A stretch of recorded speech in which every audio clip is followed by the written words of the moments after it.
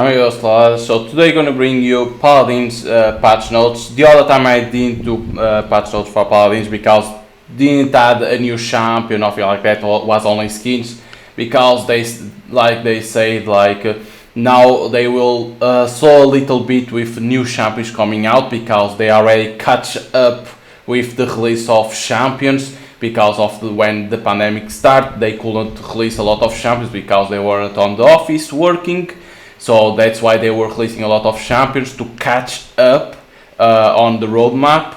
So now that they catch up with that, they will start to slow down, because at the same time when they were releasing a lot of champions, tons of bugs were appearing, and at the same time they needed to release new champion, more bugs were appearing like that. So with everything slowing down a little bit with releasing of new champions, they can focus on one patch releasing skins, right? But at the same time fixing bugs, and then when they release a new champion, they fix more bugs, and then when they release a new champion, more bugs appear, because every patch is like that. But now there isn't a lot of bugs fixing on each patch, because you could see the list of bugs that they were fixing was huge, and on this one isn't like that anymore. But yeah, but that's why I didn't do the patch notes from previous one, because didn't add a new champion showcase, or as always skins. So in this one, if you followed their Twitter, you saw there was a trailer for the new champion that is called Caspian, the Thief of Hearts and Treasure. And here it is, the champion. It seems cool, the champion. It has interaction with the other character that came out, but now I don't remember the name. That was that bounty hunter, the girl bounty hunter. He has interaction with her, because both of them are bounty hunters. They are after the money, and they found something that will bring some issues to him. But he has a gun and a blade at the same time, so can be good. And the artwork of the champion awesome, and the trailer at the same time was very good. So there are few still alive with the skill, the alluring performance, nail the enrapturing, dazzling spectacle. That is what sights behold you when witnessing these dashing rogues' deadly skills and quicksilver tongue in action. Blessed with arcane weapons and years of streetwise knowledge and training, he takes what he wants and gives some of it away, if he likes you, of course. Recently finding himself in possession of an abyssal artifact. If you saw the trailer, he shows to that character that is a bounty hunter too, and she says that it will bring some issues to him. Most will deem too dangerous to handle. Hey, it was just lying around. Caspian, Thief of Hearts and Treasure, will have his work cut out for him to survive what comes next. The pursuit of hedonistic perfection is a dangerous occupation, but when has that ever stopped anyone? Because we found something, but they don't know what it is. But of course it has high value, so that's why he wants to stay with that. So overview is his role is a flank, because he's fast and he has low health. You can see immediately, and it was easy to understand it will be a flank, because he's like I say bounty hunter, but he's like bounty hunter but an assassin. It's better to say like that. So immediately assassin has to be a flank. Then Yapon, Love, consumes free ammo to fire your gun once every 0.85 seconds, dealing 350 damage per shot, and slowing enemies hit by 10% for 2 seconds, stacking up to 3 times. Fully effective up to 100 units. Love shares an ammo pool with War, passive piercing momentum. Hitting an enemy with Love gives you a stack of piercing momentum. Increases the rate of fire of War by 80% for 5 seconds. Maximum of 5 stacks, and each stack expires independently. Jesus Christ. Because when they say War is the alternative fire, that's the issue with the house. So it says here, Love shares an ammo pool with War. So it seems good, but at the same time can be confusing. You need to read and understand correctly to understand everything. Then alternative fire, War. Attack with your rapier in a chain of attacks, dealing up to 350 damage per hit to enemies. Fully effective up to 65 units. War shares an ammo pool with Love. But then for War, the passive, Sharp Momentum. Hitting an enemy with War gives you a stack of Sharp Momentum, increasing the rate of fire of Love by 80% for 5 seconds, maximum of 5 stacks, and each stack expires independently. So you can see that it's not long, it doesn't have long range, it has to be close range, because the weapon, the gun it called Love, the range is 100 units. The blade that's called War is 65 units, so close range that it needs to be, but he has a lot of things for his alternative weapons, the gun and the sword, so it can be good in close range, but we have to see the other abilities at the same time. For now, I like how it is, but it depends. So ability 1, Rogue's Tempo. Shoot out a piercing projectile that travels more quickly based on the total number of piercing and sharp momentum stacks. There we go. Deal 750 and stuns enemies each for 0.7 seconds. So these basically based on the piercing and sharp momentum that you need to have. The more you have, the more travel, because a projectile travels more quick based on the total number of your piercing and sharp momentums. So these basically you need to stack, it seems. Basically is around the weapon and the alternative fire. Okay. Ability 2, Deadly Momentum. Twirl towards your crosshair, dealing 300 damage and knocking back enemies during the dash. At the end of the dash, stop and whirl in place, dealing 450 damage to enemies in an area and reduce the cooldown of his ability by 1 second. But for each enemy hit. Not bad. While dashing, the damage you take is reduced by 30%. You can reactivate this ability early to stop and whirl sooner. That will be easy to understand. But not bad. Twirl towards your crosshair, dealing 300 damage and knocking back enemies during the dash. Okay. It's not bad. It's not bad of an ability. Can be maybe too strong, because twirl towards your crosshair, dealing 300 damage and knocking back enemies during the dash. Because when you are doing the dash, every time that you hit an enemy, you do 300 damage and knocking back enemies. At the end of dash, when it ends, of course, you stop and whirl in place, dealing 450 damage to enemies in an area and reduce the cooldown of this ability by 1 second for each enemy hit. Meaning that if you hit every enemy, meaning that these abilities are all about skill, because you need to aim for the enemies and hit them, you reduce the cooldown. I don't know how much cooldown it is because they don't say it. That's a shame. But you lose 1 second for each enemy you hit. While dashing, the damage you take is reduced by 30%. Maybe they're gonna need to nerf that, because it's like, okay, you are dashing, right? But reducing the damage you take by 30%, isn't that kind of a bit of overpowered? Because it's hard to tell. Then, of course, you can reactivate this ability early to stop and whirl sooner. That will be easy to understand. And then we have the ultimate, Storm of Blades. Summon 5 ethereal swords around you.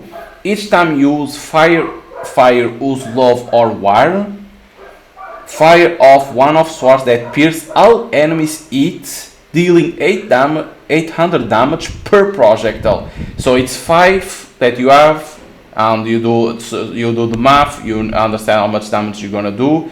But it's each time you use fire, use love or wire, fire off one of that pierce all enemies hit. So if I hit one enemy, that sword goes to that enemy. So if I always hit on that guy, like only one enemy, all 5 ethereal swords goes to that guy, right? Because they don't explain it needs to be different enemies, or can be always same one. Like I go for Fernando, I'm always hit Fernando. All 5 ethereal swords can go to him, or it has to be different. That's one thing they don't explain. But if they don't say in here, I think you can use only on one enemy. It seems good, but nothing like special, right? Like nothing different from other characters, like a normal ultimate. But seems cool.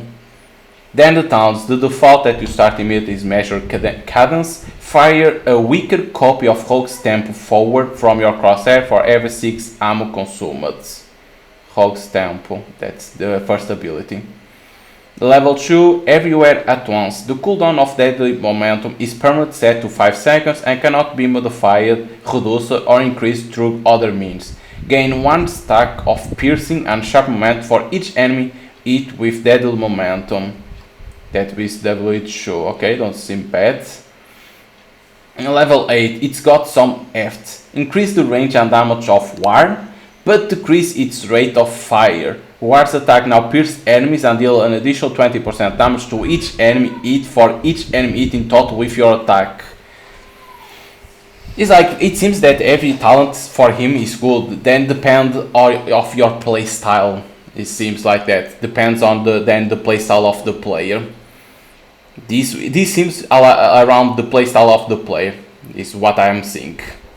Then of course you have the cards, that is the image that they show on Twitter to show the new character and talk something about him. At the same time showing a little bit of his past. Then we have the cosmetics. So we have the limited skin that is Change of Heart Caspian, very good. Like the purple skins sometimes are good for certain ones. So this skin is through Season Pass. When Season Pass 2022 ends, you cannot have this skin anymore. Then we have the Free Spirit Caspian, good too. Like I like the colors for the aprons and the hair, the wardrobe that he has, very good. Unlock through Season Pass if you want, because if you buy the Season Pass you get a lot of skins, but you can buy it with crystals or gold. This one. And then we have the Golden Caspian that is reached to level 50, easy. Then we have the emotes, the default, not bad. We have At Your Service, that's only through Season Pass. We have the pulse, the default, and we have the thoroughly engaged, that is the Season Pass. Then we have Paladins Starforged, so tap into the power from beyond stars in our latest event pass, Starforged. Instant unlock the Cosmic Titan Atlas skin for purchase and unlock a total of 24 levels. You receive immediately this skin. Players can also purchase a buy all option to get all contents, that's always the normal. Immediately with the pass you receive 50% experience and gold boost. And you get this skin, instant unlock, that is the Cosmic Titan Terminus. Not bad, but it's like cosmic skills, right? That are like only colors. Then on level 12 you have Mei Xin. So it's Xin. So but a girl, it seems, because it's called Mei Xin. But it's very cool, the skin, I have to say. Then level 21 Nova Mei skin, of course color palette, but seems good. Both skins are very good. And then level 24 we have Supernova Terminus. Again, but it's a color palette, of course. But it seems cool, all the skins. They are good. But so they are saying that Xin with this skin transforms Xin to a girl, it seems. Then other event pass exclusives, that is animated avatar, static avatar, static spray Eyes of Eternity, not bad. Static avatar Echoes of Ascension, animated spray, geography mode, okay, nothing special, and loading frame, it's very good. Then we have the Trials of Realm. It's like always same thing, they don't change, they put and then it's always same thing. Certain sprays that are very good, I like this one. The loading frame is cool too. Then an announcement, it's like that Sati is the who Caspian talks, Sati, that is the bounty hunter. Nothing more, okay. Then limited modes, Rogues in Rogue, Unleash Chaos and Tifrity in this Caspian only mode. Okay, floor is lava, nothing special, cards to the max, okay. It's like limited mode. Limited time modes on the beginning was very cool, but then start to get boring because it's nothing like, okay, it's people to have fun, but it's like because people were thinking, like when they talk about least limited time modes, was that mode that Paladins was in the beginning, that you need to push the card to destroy the castle and to get to the vault.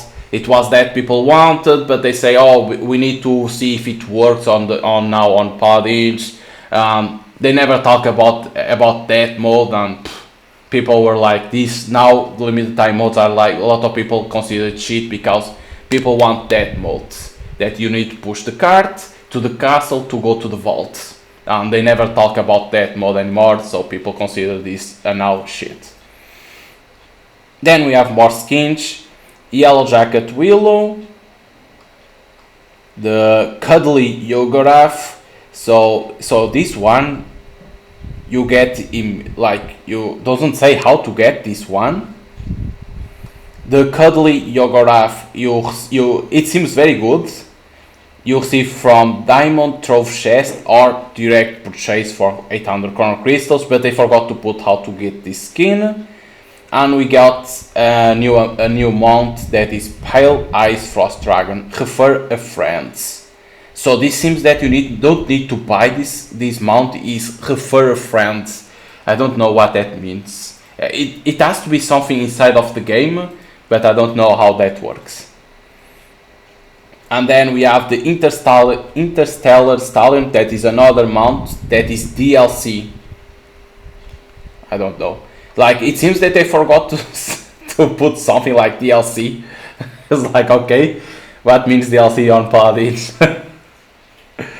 And then we got the Golden Victor skin, not bad, and the Golden Tyra, okay, skin, not bad, like that work from behind, like that, very good. Then we have Chess Diamond Trove expansion called the Yoggorath, that's this, and they don't explain how to get the others. Then general updates, daily quest improvements, okay, that is the daily quest that you need to do to receive more things. Nothing bad, showing what they changed like that. Schism 3 Seeds of Ascension Peak, we a long community request to bring back some game modes out of Paladins history. Looks like Atlas managed to conjure, so you know. So there is nothing like special, right? It's not that mode that I was talking of. So yeah. Then Ranked Split updates, split rewards, you get this. Then the map rotation, that's always the same thing. They never change nothing. Like I said, some in patch the updates that they do is like more skins balancing, but then the other things stay always the same. It's kind of a shame, but. Then the balance and rocks, talent, cursor revolver, duration reduced to 1.3 seconds, base damage increased to 11, and damage increase per tick increased from +1 tick to 1.5 tick, so above to the talent of Adrox's cursor revolver. Drogo's ability fire speed, project size increased to 4.2, thrust increased for distance by 87.5% at base. So two characters that are very good for Paladins receiving buff. Then we have the card Fall Descent, fire speed size increased, reduced from 24 to 12%, and Propel new restore 10% of your maximum booster full after using Thrust. Then we have EV Blitz Blink now heals for 100 after casting. Okay. Cards Avalanche, increase of movement speed for 8% for 4 seconds after getting elimination, and now it's 6 seconds, okay. Only changed this. Cold Blood reduced the cooldown of Ice Block to 1.25 seconds, okay. Flicker heal for 50 feet after using Blink, now it's 30-30, okay. Frigid Field heal for now is 60-60, okay, above in there. Howling Gale, increase your movement speed. Now it's 15-10 then, okay. Koga cards, Criminal Hacker, reduced energy gain on killing blows to 12.5%, okay. Gale Storm gain, instead of 5.5 is 3.5% of life steal on Dragon Stance.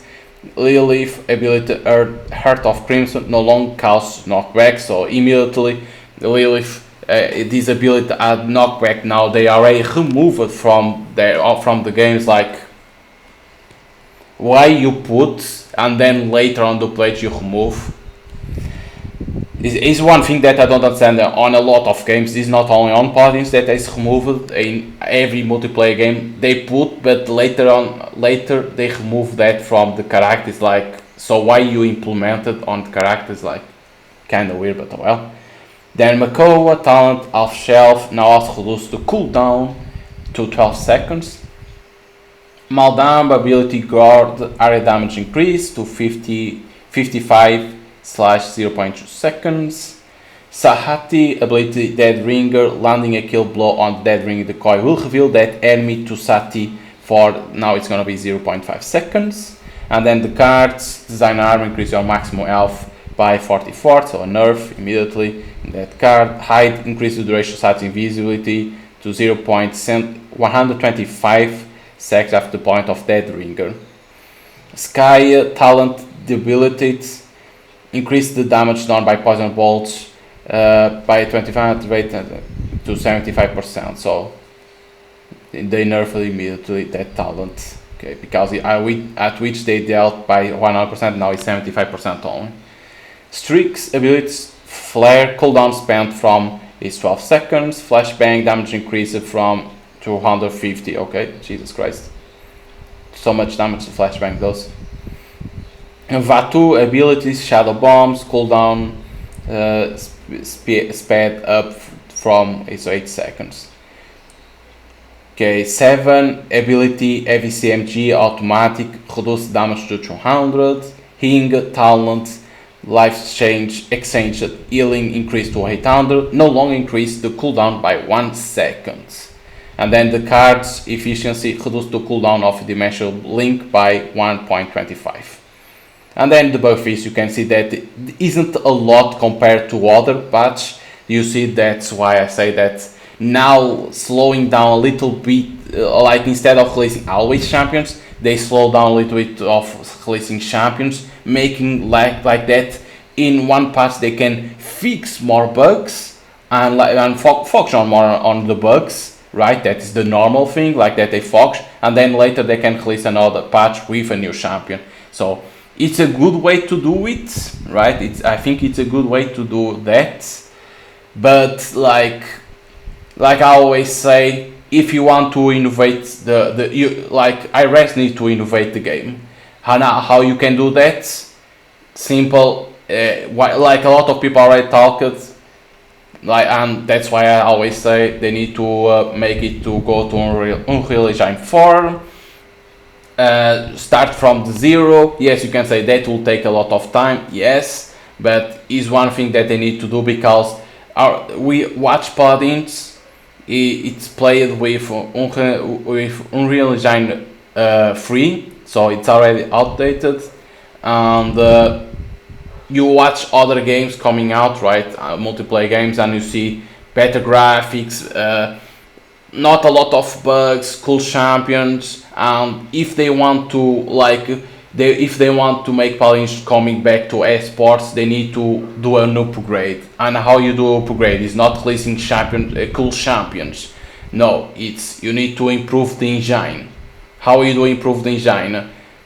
Start from zero, like that you can improve everything from the game, starting immediately with Unreal Engine 4. You can immediately improve the graphics, the maps, the champions, right? Because at the same time then you need to improve the graphics of the champions. Certain skills that are outdated, you can make it even better. So there's a lot of things they can do. But the problem is Hi-Rez, you watch Hi-Rez and you see that they never improve. You can see Smite, that is their best game. The graphics are outdated already, they never improve because they don't want to touch it. You see Paladins, same thing, Unreal Engine 3, outdated, they don't move with that. And then they are always releasing new games, like we have whole company, I think it's like that. And now a new one that will come out, and like you watch, you see that whole company is a failure immediately, because they want to rush and they didn't care about the feedback from the players. Like on Paladins, people know that is the second best game of Hi-Rez, and people want them to make an improvement to the game, but it's like people say, but Hi-Rez, instead of paying attention to the feedback, like people saying to improve the fucking game, it's like it enters from one ear and gets the fuck out from the other. But hey, it's only the opinion, people can do nothing more, right? But overall, that's only to take out from my chest, because like they can do better on Paladins, but oh well, it's the company that's behind that doesn't care. But overall, the patch is always a good patch. Like this, I think this patch is better from the other patch because the skins are very good. The champion is cool. The champion, the abilities are okay. The abilities of him are not unique, but it fits for the character, right? It's like it fits. It's nothing like exaggerated. It's like it fits for what character is. So and then the lore at the same time is very good. Then the skins that exist in there are very good. Like sometimes they certain skins are a success and others suck. In this patch, every skin is very good. I have to say it. Because like I say, the guy from behind the character design and the skins design, they are good, they are talented. But the problem is they are with the company that they are. It's like, it's a shame, but oh well. But yeah, like the PTS, I think like they always say it's Friday, but then they can have some delay on the release of PTS because they can find some bugs and they can't release it. So if you want them to see on PTS, try Friday. If doesn't come Friday, Saturday, because if doesn't come out from those 2 days, they will tweet on their official Twitter saying what happened to not be released the PTS on Friday or Saturday. But check it out always on those 2 days. But like if you play Paladins and you'll enjoy it, I think you're gonna enjoy this new champion. And if your role is flank, I think you're gonna have a good chance to test it out. So hope you guys enjoy the patch notes of Paladins, and see you guys on PTS when it's out. Bye.